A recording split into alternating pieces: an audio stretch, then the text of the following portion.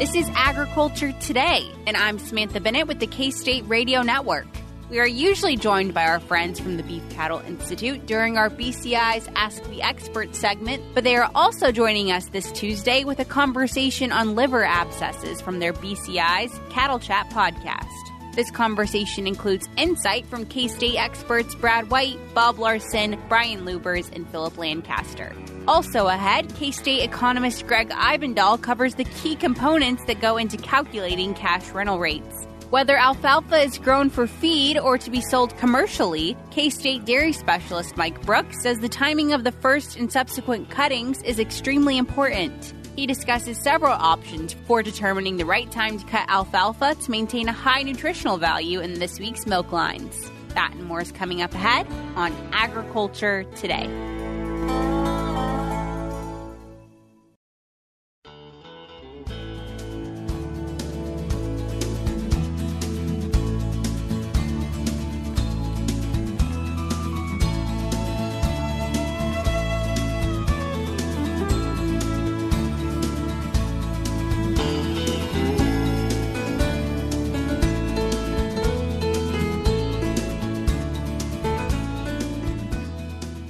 This is Agriculture Today, kicking off today's Ag Today programming this Tuesday. Our first segment today comes from our friends at the Beef Cattle Institute and their Cattle Chat podcast. While listeners may be used to hearing the BCI team in our weekly Ask the Experts segment, which airs on Wednesdays, these experts also have a weekly podcast of their very own, where they talk about all things beef cattle and speak with some incredible beef cattle experts on current issues affecting the industry. Their conversations cover just about all topics, ranging from finances to animal health to sustainability and beyond. And they never cease to be both informative and entertaining with this fun team that provides such a diverse set of views and expertise. In the following conversation, BCI's Brad White, Bob Larson, Brian Lubbers, and Phillip Lancaster discuss liver abscesses and why they should matter to beef cattle producers. Bob, you and I were at a meeting a few weeks ago, and at that meeting there was a lot of discussion on liver abscesses, and we're going to talk a little bit about what those are, but what I'd like to get to is, what does that mean for me? If I'm a cow-calf producer, is it important? If I'm a feedlot, is it important? But before we dive too far, Brian, tell us a little bit about liver abscesses and kind of what's going on there, and Phillip will get your take as well. So what we think happens with liver abscesses, it's a problem in the slaughter plants because the liver has some economic value, and if it's all abscessed, it doesn't have that value. But B, if those abscesses get large enough and they rupture in the plant, then it causes all these worries about food safety and shuts down the plant. We got to do cleaning and stuff. So there are a couple issues that happen at the slaughter plant. And so therefore backing up, what can we do in the cattle industry to help control those? But what we think happens is cattle that are on high concentrate feeds, lowers the pH of their rumen, causes some issues as far as damage to the rumen wall, and then the bacteria that live in the rumen get into the circulation, and the first place that the blood that drains from the digestive tract goes is the liver. And so the liver filters out those bacteria as part of what it normally does, but then those bacteria set up shop, and if there is damage to the liver, it creates the right environment, and then we get an abscess. They look very similar to abscesses you would see under the skin, and it's just a collection of bacteria and pus. But usually they're anaerobic bacteria. There are a couple ones that we kind of traditionally associate with liver abscess, but that's how they occur. Because basically an abscess, as you described, wherever it is, typically starts with a bacteria, and then the body responds, sends in a bunch of troops, the white blood cells, and then the body says, yep, you're on your own. We're going to wall you off. And then you have different levels of abscesses there, but that's essentially what happens. And then they can rupture, but they can be a problem. And Brian mentioned some of the nutritional aspects of this. What's your thoughts, Phillip? Well, we typically think of it with high grain feeding, like Brian said, and we think of it as an acidosis issue that causes a problem in the rumen wall, and that allows the bacteria to cross the rumen wall into the bloodstream. But we're kind of learning more and more that dissociation isn't very strong. We kind of think that our acidosis issues are in that transition period where we're taking cattle from high grain diets from high forage diets to high grain diets, and that's essentially what we think of. But some recent data says that we have a lot more incidents of acidosis late in the feeding period. And we tend to see more and more liver abscesses as we go throughout the feeding period, too. Yeah, and so the timing of when they form is still kind of a question mark. And our theory that we've been working on, some of the bacteria that we find in the liver abscess are the same ones that we find in the rumen, which has kind of driven our thought process as we've gone through. But things are changing, and as you said, we've learned a little bit more about those. Yeah, we just attended this meeting that had several speakers that have done some really good research on liver abscesses. And one of my take-homes was there's a lot we don't know. And what's really driving this is historically, for the last few decades, we have a pretty good control for liver abscesses, and that is feeding tylosin or Tylan during the feedlot phase. And that does a pretty good job of decreasing the risk of liver abscesses. But in the world we live in today, that activity is getting a lot of scrutiny. So feeding Tylan or tylosin during the feedlot phase is probably a tool we're not going to have forever. And so then once you say, okay, this is a problem, we're kind of controlling it this way, but that method of control is probably not going to be around for much longer. So now we need to figure out other ways. And the reality is we haven't found any other ways that's nearly as effective. So that's sent us back to the research saying, well, we need to understand a lot more about exactly what's causing this, exactly what's the timing, what are some interventions that we can do? And so that's why all of a sudden you're seeing a lot of attention given to liver abscesses, because kind of our historic control method is probably not going to be useful in the future. And so we've got to figure something else out. A couple things that you guys have said. So for the packer, we talked about why it's important for them. That cost or some of those costs or discounts can be passed on to the feedlot. And there's some research that will say if an individual calf has a liver abscess, he doesn't perform as well or gain as well. But what about for the cow-calf guy? So if I'm a cow-calf guy, is this a concern for me?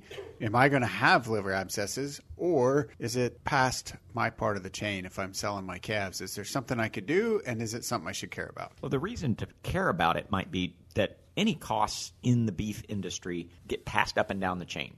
And so even if I don't have liver abscesses in my calves at the cow-calf level, the fact that a certain percentage do later on impacts the value of all calves. And so that's why it's important at that one level anyway. And again, everybody kind of gets lumped in the same pool together. If you're in cattle production, you're in cattle production. And what Bob said about the scrutiny that we are getting with the use of Tylan in the feed is huge.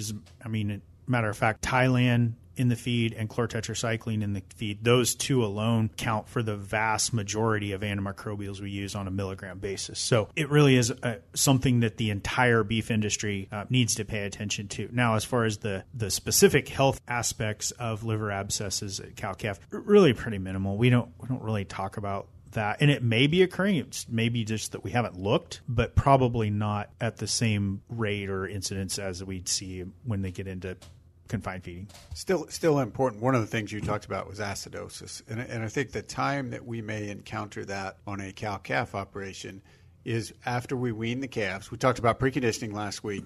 Depending on how I start them, I should be able to manage my way around acidosis. I shouldn't have a problem with it. But there are occasions I have a rough transition or have problems I could. And so potentially I could be setting some things up, but not as big an issue on the cow-calf side. Well, then, we talked about backgrounding, and depending on the type of backgrounding diet you're using, those issues could be a higher risk than other types of diets.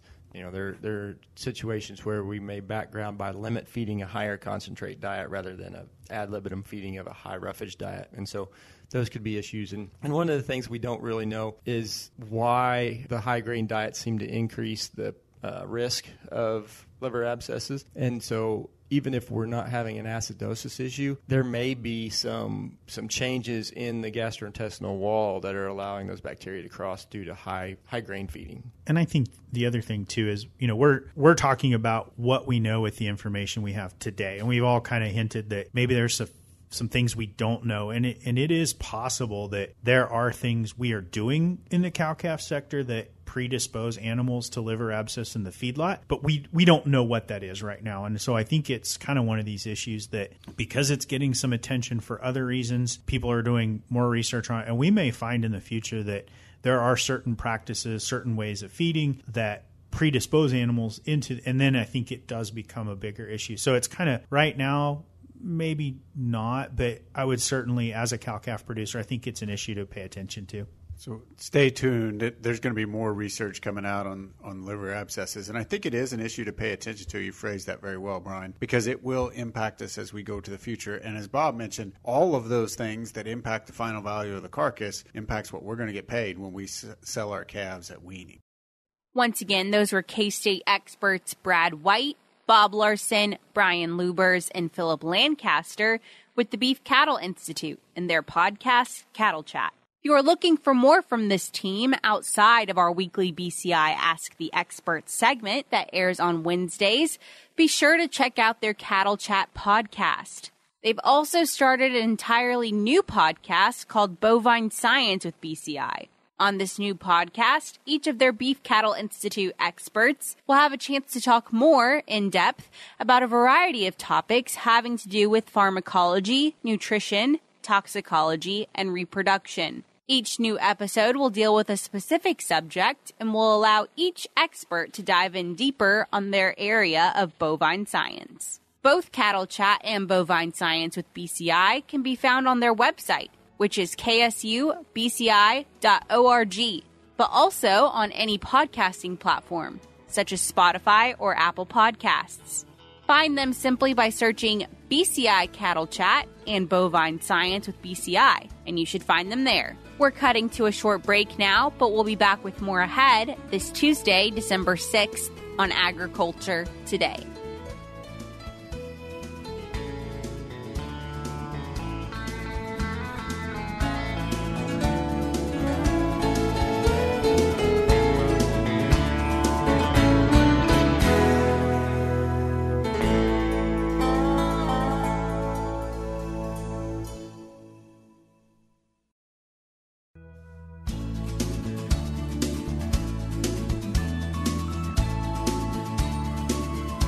This is Agriculture Today. For Samantha Bennett, I'm Ag Today intern Malia Walker. Joining us now in studio is Greg Ibendahl, K-State Farm Management Extension Specialist. So, Greg, welcome. Yeah, glad to be here. So, today we're going to be talking through cash rental rates. So, Greg, why exactly are these rates so significant to farmers? Well, cash rental rates are a pretty big deal for farmers because about 90% of farmers do rent land. I mean, it's just too expensive to buy ground for most farmers. So, about 90% actually rent, and then a big chunk of the land they actually farm is rented ground. So about 80% of the ground they farm is actually rented too. So what happens in the cash rental market has a big effect on them just because it is such a big base of the ground they farm, and any kind of change in the cost either up or down can make a big difference to their bottom line. Yeah, most definitely. Land is an input that's not exactly negotiable, and I would expect to be the most expensive input as well. Yeah, typically we think that, and again, it is so expensive, and we determine that looking at past history that because land doesn't depreciate, really land by itself, if you buy it, you're not going to be able to cash flow it, so you almost have to have some land that you're renting really to support any kind of ground that you're going to buy. So again, it's very, very important for farmers, and they're going to pay close attention to what happens if they can afford to rent more ground or not. Yeah, so I understand you created a survey that actually charts and reports these rates across Kansas? Yeah, ours is really kind of more than a survey. So there are several sources out there farmers can use to look at what current rental rates are. Probably the biggest source farmers look at is the NASS survey, the National Ag Statistics Survey, that comes out every August. So really what they do is NASS goes through and they interview farmers and send out surveys, and it's kind of based on what farmers are currently paying. There's some issues with doing that, though. For one thing, they're looking at,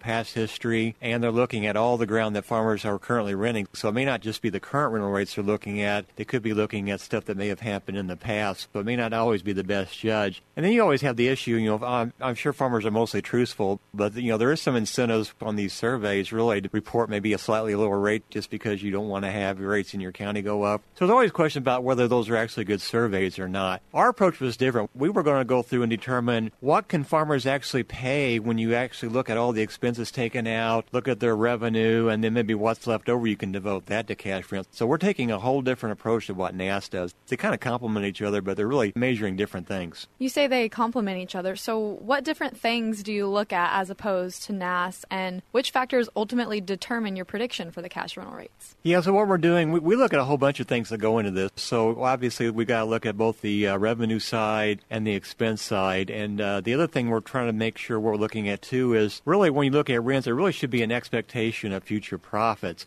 Well, we have to kind of use past history to some degree to look at that too. So we're making some expectations about the future, and then we're also looking at some expectations of what actually happened in the past. So the first step would really be just look at the revenue side. So we're looking at really what's your production per acre as far as bushels. We're looking at the typical crop mix a farmer in a county would use, and then we're looking at both the prices that happened in the past and prices that we expect for the future. So that gives us the revenue side. And then on the expense side, we're actually using our Kansas Farm Management Association data, our KFMA data, to get the expenses. We have probably 1,000 farmers we're getting data from, and it's kind of scattered out. So we're kind of breaking our expenses out down to the crop reporting district. We're looking at what it costs to grow a typical bushel of the different grains that would make up a farm mix for a farmer in a county. And then once we figure out what those expenses are, we're kind of applying those expenses back down to the individual county level. And then we also have to look at government payments. That would be the third part of the big picture that goes into that. So crop revenue, government payments, and expenses, that actually then gives us a kind of remainder on a per acre basis, and we're using that as a guide then for what the cash rental rate should be. Okay, so how do irrigated acres versus non-irrigated acres come into play in these reports? That's a whole other part. So again, we have ground that's rented both for dry land and also for irrigated. So when we come to the irrigated side, we are actually really just looking at ground. We know how many acres in a county are irrigated. We're just assuming all those acres go into irrigated corn. We're not looking at any of the other combinations there. And this is where we actually have a big advantage over NASS, because NASS, when they do their surveys, they have to have so many farms in their survey before they can report that data. We're not constrained by that because we do know the reported irrigated acres. So even though there may not be enough individual farms to report an irrigated cash rental rate for a county, we know the irrigated numbers. We can actually apply my procedure back to some of those counties that NASS can't report. So I'm actually able to report a lot more counties for rented acres than what NASS can do. Well, I'm no economist, but I would think that more reported data would be advantageous for producers. So how exactly can producers use these reports? Well, again, so what we're actually doing with our survey was to kind of smooth things off a little bit. We're taking our approach with looking at the residual from net profitability. We're actually kind of incorporating the NASS numbers in that to give that a smoothing effect. Otherwise, our numbers would jump around quite a bit from year to year just because profitability can change so much. So just to get the idea that you probably do rent things on probably a 3 to 5 year basis, we're actually rounding it back to the NASS number and kind of getting a smoothing effect. But our numbers are going to be a little bit different than what NASS reports. So really, farmers can use our numbers, they can use the NASS numbers, and get an idea for what they think, where cash rental rates are going, and maybe what they can afford to pay. Because, there's several things affecting those surveys, as I mentioned. If you have a lot more farmers competing for ground, there could be the tendency in some counties for the rental rates really to be above what you can really support with the net farm income that you're seeing. So I think our approach really gives farmers an idea of what they can actually truly support, not just, what the demand for rental ground is actually pushing the market towards. So I think that can help things with the way profitability has been, even though we're probably looking at maybe a year where it's going to go down. The fact that we have had some really good years for profitability in the past, I think that's going to push our numbers a little bit higher than what the NASS numbers are. But again, there's kind of a delayed effect going on there. I would expect in future years our numbers actually could go below the NASS numbers too. So it's not always going to be above like you may have seen our numbers in the last couple of years. So you touched on the potential for rental rates to go below NASS's. How have the numbers been looking for 2022, and can we expect to see rental rates fall in the future? Well, even if you look at the NASS numbers, so they showed a pretty good jump in rental rates as well here. Again, NASS numbers, because it is kind of based on past results, it doesn't jump around as much as what profitability does. The NASS numbers were higher this last year, certainly not as high as what net farm income was going to be. But going forward, I think you're probably going to see rents probably start to stabilize. You probably saw a jump this year, both in our numbers and the NASS numbers, but with the expectations for future profitability, both in 2022 and especially going into 2023, I think you're going to see cash rental rates stabilize, maybe even start to go down a little bit in future years. But again, it's kind of so hard to say what's going to happen with profitability because so many things can happen to change that situation. But again, if you did a graph of graphing net farm income on a per acre basis based with the cash rental rates, you'll see a lot smoother effect on the rental rate side versus what the actual net farm income is going to be. But again, farmers can look at our numbers and the NASS numbers and get an idea of what they might expect to pay in the future that if they do want to expand or if a lease does come up for renegotiation.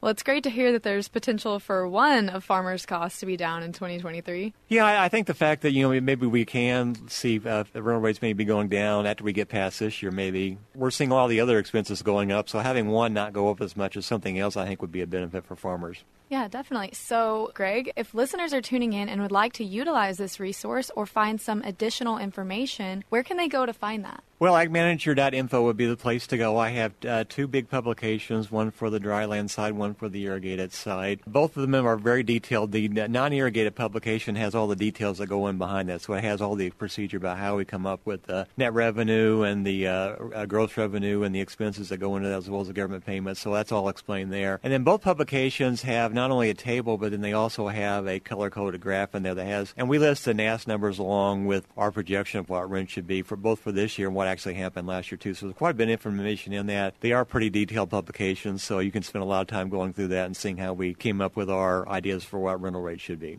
It sounds like your survey reports both yours and NASA's information to provide a one-stop shop for producers? Yeah, again, but there's two publications, though, so make sure you look at the irrigated versus the non-irrigated side. And if you just start with the irrigated publication, you won't see all the details, so I kind of refer back to that one in there as well. But again, all that should be up on agmanager.info. You can search under our rental rate section, or you can just search under my name to find those publications. As always, the resources we just discussed will be linked in the show notes of today's program. Greg, I know our conversation doesn't end here, and we'll be hearing from you again in the coming weeks regarding net farm income. Yes, I'm currently working on a couple of publications. One, I'm getting ready all of the crop budgets to have them ready to go, which is a kind of an estimation of what we think profitability is going to be on an enterprise level basis. But then I'm also working on a publication that'll be toward the end of the year where I'm looking at actually the net farm income forecast for this year, and then also actually going into next year. Even though I don't have any data for that yet, I'm going to go out on a limb there and kind of like the weatherman and make a prediction for what it's going to be. But with 2022, we already have a pretty good idea for what prices are going to be and what yields are going to be, so I can get a fairly good idea for what income is going to be for 2022 at least. So that'll be coming out here toward the end of the year. Well, I'll be looking forward to that, Greg. Thanks again for joining us. Yeah, glad to be here. Once again, that was Greg Ibendahl, K-State Farm Management Extension Specialist, giving us some insight into cash rental rates and what we may see in the coming year. Before we cut to a short break, pull out your calendars because the Kansas Forage and Grassland Council and Kansas State University are teaming up to host their annual Winter Forage Conference. This year, the Winter Forage Conference will focus on drought survival, recovery, and success, and will be held on Thursday, December 15th in Great Bend, Kansas. The meeting will be held at the Burnside Room and will run from 9 a.m. to 3 p.m. with a meal included. At this event, you'll hear from some familiar voices such as Keith Harmony speaking on weed control, Glenn Tonzer providing a cattle market update, and Lucas Haig speaking on soil fertility. This event is free for current Kansas Forage and Grassland Council members and only $45 for non-members. That $45 fee includes a Kansas Forage and Grassland Council membership, access to the event, and the meal. To RSVP for the meal count, be sure to contact the Cottonwood Extension District office. They can be reached at 620-793-1910. Again, we're cutting to a short break now, but we'll be back with Milk Lines ahead on Agriculture Today.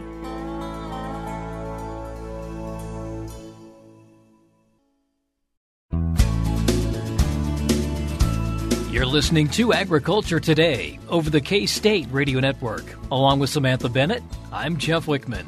We end today's program with this week's Milk Lines. As producers look ahead to 2023, K-State dairy specialist Mike Brouk encourages those who plant alfalfa for feed to carefully consider the timing of the first cutting.